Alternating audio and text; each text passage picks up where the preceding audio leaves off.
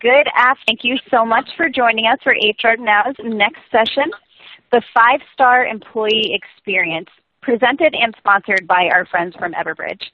My name is Michelle, your host for this session. But before we get started, I would like to let you know that you can find all of our housekeeping items in the resource widget at the bottom of your screen. I'd hop in there and open that up so you can familiarize yourself with today's session platform.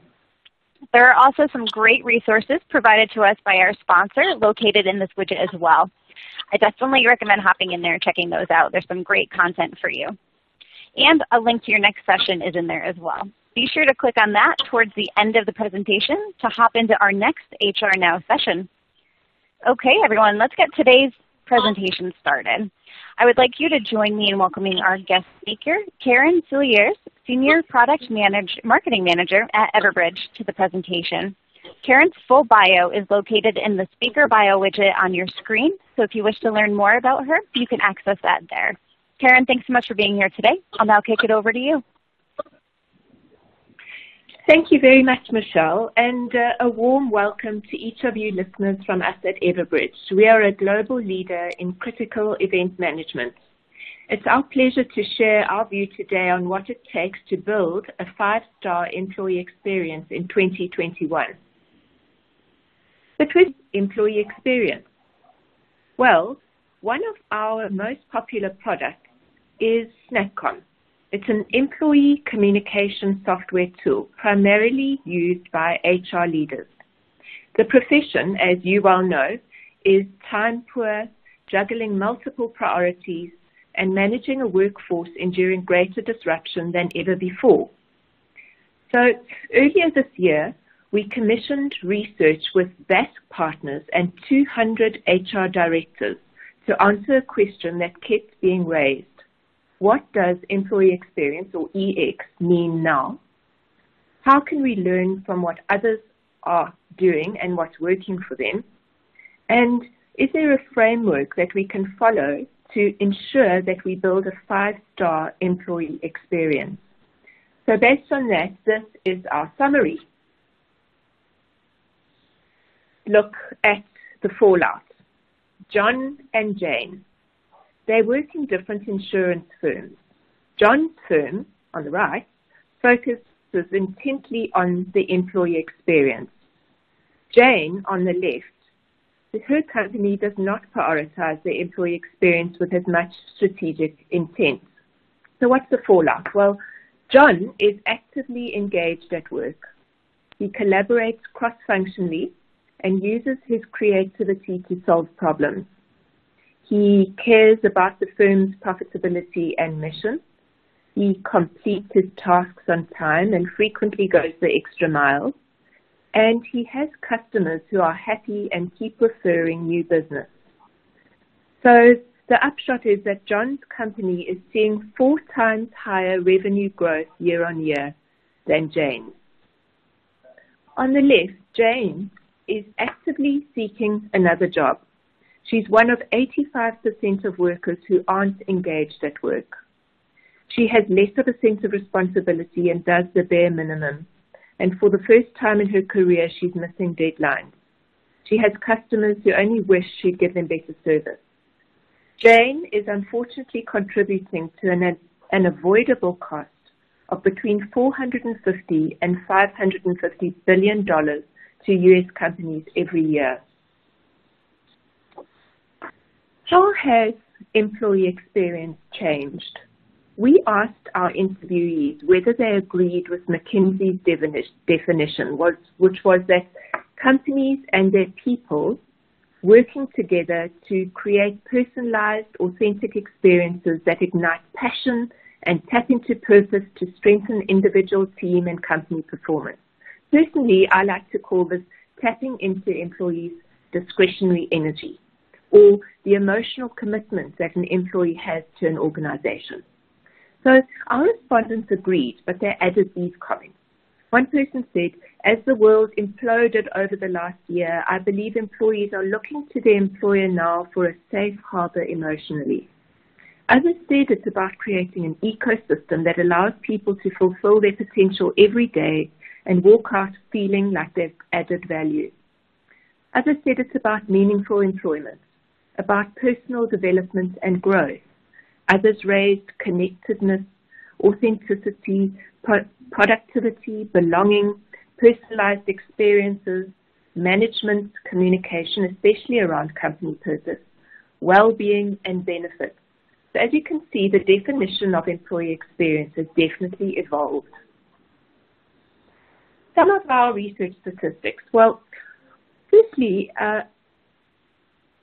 over 70% of the senior HR professionals we sampled said that a positive employee experience would have a positive impact on company performance. But what happened to firms who deliberately focused on employee experience? And please consider the knock-on exponential implications of these results. So for those firms who focus specifically on employee experience before and after, a net 53% of those who measured their before and after EX scores saw an increase in trust of employees in the company. 51% saw an improvement in external corporate reputation. And 49% saw an increase in productivity. So these were all objective measures. And when asked what their key corporate priorities were, employee experience was number 2, vertically identical with number 1, improving productivity. And that's because one of them said, a good employee experience leads to a good customer experience. Better customer experience, better profit. Better business, healthier business. And so it's a virtuous cycle. Some of the insights that we gained, or the findings on current EX trends. Let's look through the list on the left. Interestingly, EX ratings have improved since the onset of COVID. One respondent said, people don't care how much you know until they know how much you care. Another point was, despite the importance of employee experience, surprisingly, the majority of HR directors don't have a written EX strategy. And only 54% set objectives. We asked them who spearheaded EX programs, and more than 2/3 of respondents said it's managed collaboratively across the organization.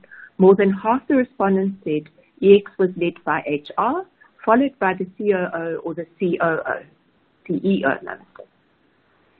3% of firms use ESI surveys to measure employee experience, and one respondent interestingly said that they maintain trust and therefore engagement with these employees by ensuring they always give feedback within a week and they always have an action to deliver on.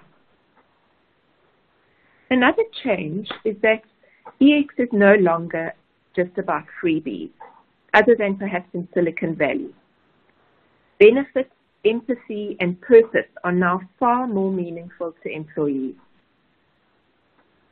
And leading on to the diagram on the right, employee experience flexed from functional to emotional over the past 18 months. Initially, it was about job enablement and COVID-related information. But then, when employers saw increase in disengagement and burnout, they switched to more emotional messaging around purpose and culture to increase connectivity. So going forward, a balance will be required. So a big change was the way in which leadership communications took center stage. And on the right, you can see there's firstly a far greater access to leadership. So that included frequent updates and one-on-one calls with executives. There was also a pivot towards authentic storytelling.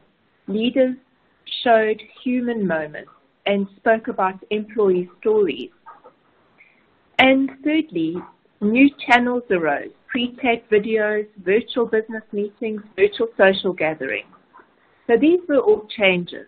But what have we been asked for from our HR clients due to these changes? They've said that because of the prioritization of employee communication in their firms, they're asking constantly for, and these are from prospective clients, not our existing clients, because they know that we can deliver this. They're asking for targeted messaging, quick content creation, advanced message scheduling, two-way engagement tools, message tracking, and communication reporting. They want to ensure that their messages cut through the noise. So because of the impact of communication on employee experience, so 82% of our respondents felt that internal comms are very important to employee experience programs, and good communication is the third highest factor leading to a positive employee experience. I would argue that communications are inherent, in fact, in the top two there that you see, leadership and employee wellness and support as well.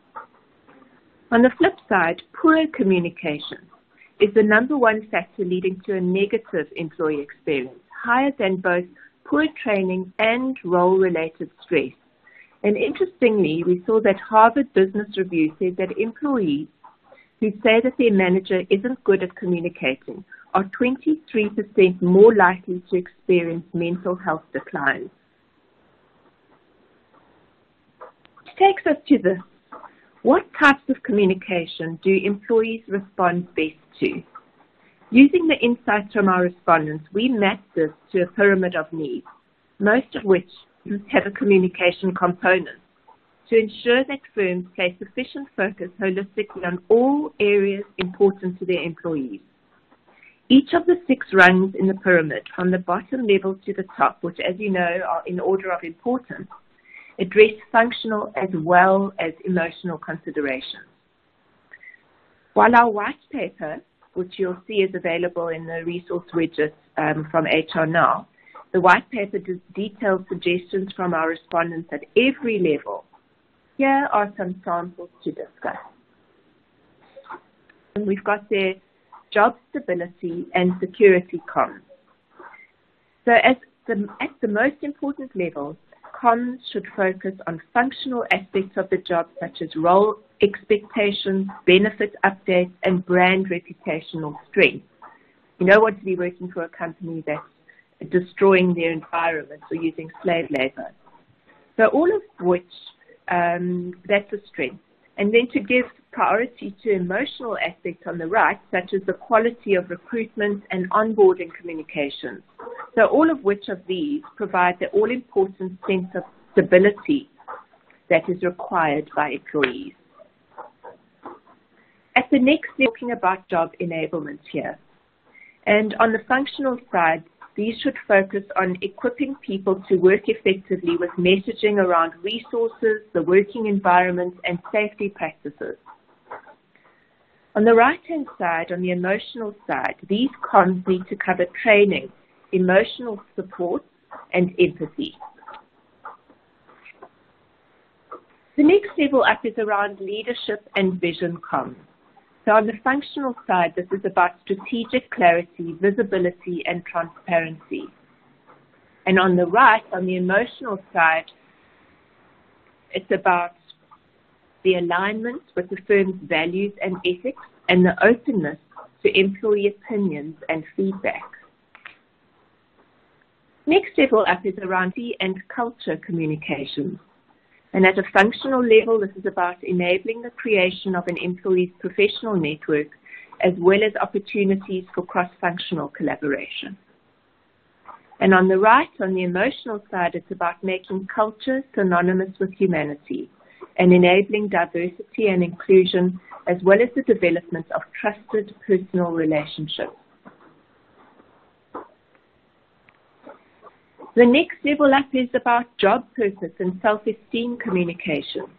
And on a functional level, this is about a consistent focus on recognition and enabling growth and advancement.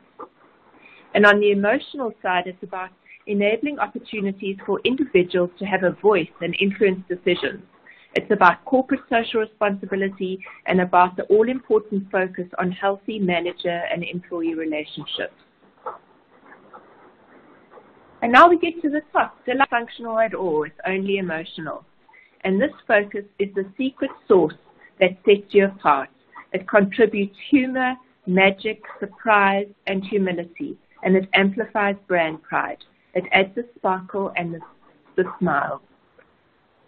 So as I said, our white paper, which is available through the HR Now Resources widget, provides you with dozens more practical tips and real examples.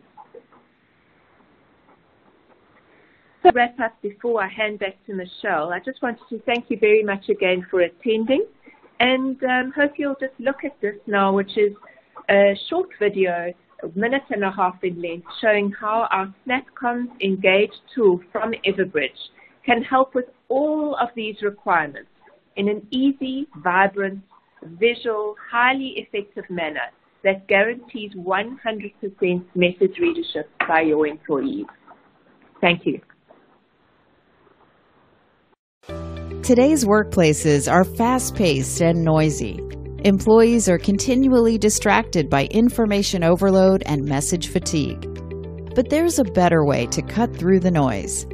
With Everbridge Engage, you can communicate with your employees in formats that can't be missed. We help keep your employees informed and engaged by uniquely offering solutions across the full internal communication spectrum. From critical alerts that get instant attention during an emergency or serious incident, to important communications that inform employees of latest company updates, through to engaging and social communications that improve employee well-being and workplace culture. To help you save time, our template library contains a wide range of templates for every communication need. Everything is set up for you already. Just hit send or quickly edit beforehand. If you want to start from scratch, just select the channel most relevant to your message and add text, imagery, links as required. Once you're ready to send, you can instantly send your messages to employees' desktops, digital signage around the office, or on the go with the mobile app. Get employee attention and take control of your internal communications with Everbridge Engage.